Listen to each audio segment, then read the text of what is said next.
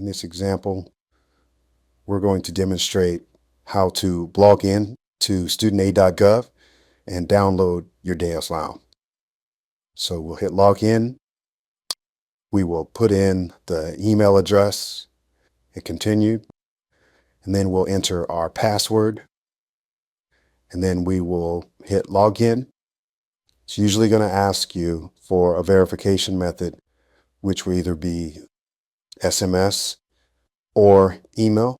Once we receive the code, we'll enter the code. It's going to ask us to agree to some terms. So this is the dashboard. There's a lot of information, but where we need to go to is view details. On view details, the next thing we need to go to is download my data.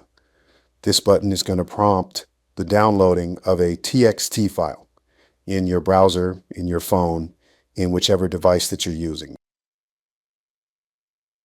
That file is always called mystudentdata.txt.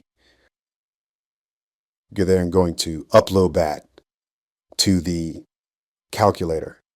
So this is what the login will look like when you're logging in from a cell phone. The login is hidden until you hit menu or view your loans. Once you're logged in, it's going to ask you for the two-step verification. Download my data is right at the top. There are breadcrumbs where it says dashboard and then my aid. So download my data is at the top of my aid. So you can download your data. We'll continue.